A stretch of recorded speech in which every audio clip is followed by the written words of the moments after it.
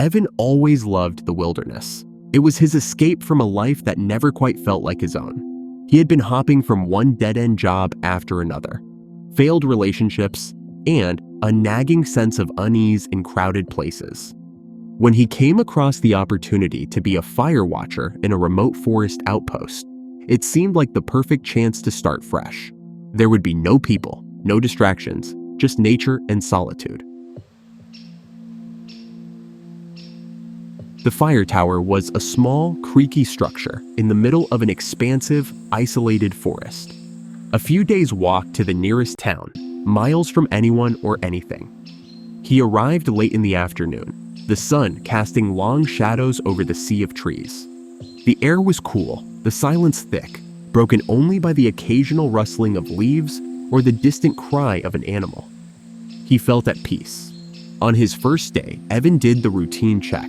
Radio worked, supplies were stocked, and the view from the tower was breathtaking. The forest stretched endlessly in every direction, the perfect place for someone who needed to be alone. Upon finishing up his tasks for the day, he prepared to settle. Randomly, one thing caught his attention: a dusty, old, leather-bound journal sitting on a shelf by the bed. Curious, he picked it up. The cover was worn, the pages yellowed with age. A note was scribbled inside the front cover in shaky handwriting. For whoever takes my place, may this serve as a warning. Keep watch, but never trust what you see. The journal belonged to the previous fire watcher, a man named Harrison Wade. As Evan flipped through the pages, he was struck by how detailed the entries were. The first few weeks were fairly mundane. Reports of smoke in the distance, occasional wildlife encounters, and the challenges of living in isolation. But as he read further, the tone of the journal changed. Harrison's entries became more erratic, more paranoid. 21st January. At night I went in the woods, suspecting some smoke, but I saw something strange, something wrong. It looked like a deer at first, but its eyes looked too human, too knowing. 24th of January. There's definitely something in the woods. I can hear it at night, whispering incomprehensible things. I've tried reporting on the radio, but I'm not getting any response. Strange. Evan's stomach tightened.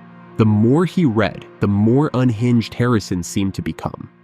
He spoke of figures watching him from the tree line, their forms shifting between man and animal. A few times he wrote about seeing his mother calling for help, his brother badly injured, and even mentioned in an entry about hearing his deceased close friend. And then there was the mention of others. 2nd February. The other fire watchers. I saw them today. They came to check in on me, or so they said, but they didn't seem too human. Not anymore. Skins stretched too tight over their bones, smiles too wide, too forced. They walk like us, talk like us, but they're not us. I can't leave. They won't let me.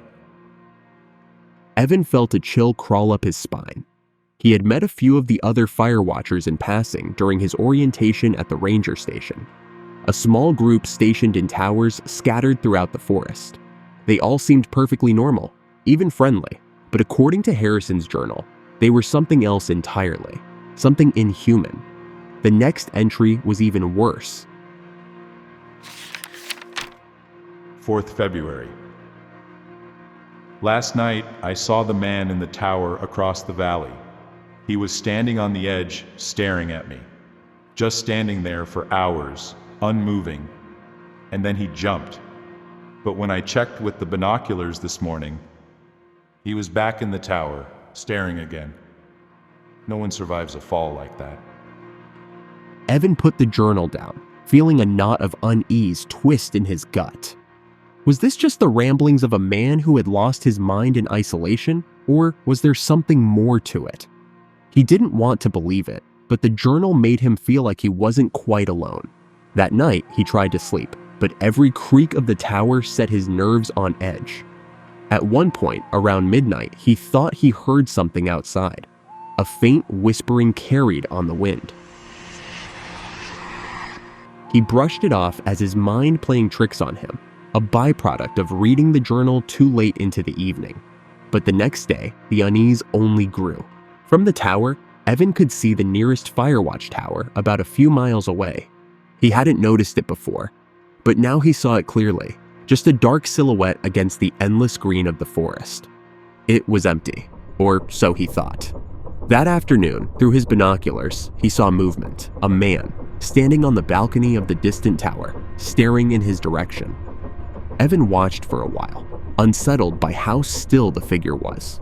He waved, but the man didn't respond, just kept staring. After a few minutes, Evan lowered the binoculars and tried to shake off the strange feeling gnawing at him. What's up with this guy, he thought. Later that evening, the radio crackled to life. How's it going out there? A voice asked, one of the fire watchers he'd met during orientation. Peter, he thought, a friendly, casual voice. Evan responded, trying to keep his voice steady. Quiet, nothing much to report. How about you? Peter's voice came through again. Same here, just keeping watch. You're doing great, by the way. The conversation felt ordinary enough, but as the night wore on, Evan couldn't shake the feeling that something was off. The voice sounded like Peter, but flat, hollow. There was no warmth in it, just the words themselves, as if someone was mimicking Peter. That night, as Evan lay in bed, the whispering returned, louder this time.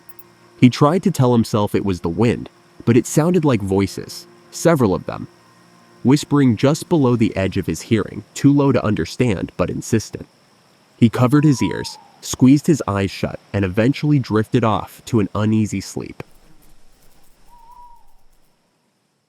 In the morning, the man in the distant tower was gone. The tower looked like it was abandoned. Evan's anxiety grew over the next few days. The journal consumed him. Every entry seemed to pull him deeper into Harrison's madness. The whispering persisted at night, and he swore he saw movement in the forest below, dark shapes flitting between the trees. One night, he glanced out the window and saw figures standing at the edge of the forest, just barely visible in the moonlight. He grabbed his binoculars, but when he looked again, they were gone. The final entry in the journal was dated a week before Evan had arrived. February 27th. They're coming up the tower, all of them. They look like fire watchers, but they're not. They're waiting for me. I can't stay here anymore. I won't become one of them. Evan's heart raced. What had happened to Harrison? He flipped the page, but the rest of the journal was blank. That night, as Evan lay in bed, the radio crackled again. The same voice as before. You're doing a great job, Evan. Just stay focused. Evan swallowed hard. His throat was dry. Thanks. He replied. There was a pause. Then Peter's voice spoke again, a little too casually. You've been reading that old journal, haven't you? Evan's blood ran cold. He hadn't mentioned the journal to anyone. He didn't answer. The voice on the radio chuckled softly, a low, unsettling sound. Don't worry. We all read it eventually. The radio went silent. Evan sat frozen in his chair, the weight of dread pressing down on him. The whispering outside grew louder. As he sat there thinking about the events going on lately, had he been losing his mind? Or is it an effect of being so isolated? He eventually thought about the conversations with Peter, how he was the only one who radios him timely. Fear gripped Evan, a shiver running through him. One single thought had kept him at unease. Peter always said the same things each time he called up on the radio. He doubted his own mind. Was he really going crazy? Or something is definitely wrong with this place? His hand trembled as he picked up the binoculars and looked toward the distant fire tower again. The man was standing on the railing of the watchtower. He wasn't still like the last time, but mirrored his movements. Evan finally lowered the binoculars. He saw the horrifying truth reflected in the cracked glass of the window. He was the one standing outside the tower, staring in at himself. The whispering grew deafening. The figure then jumped off the tower.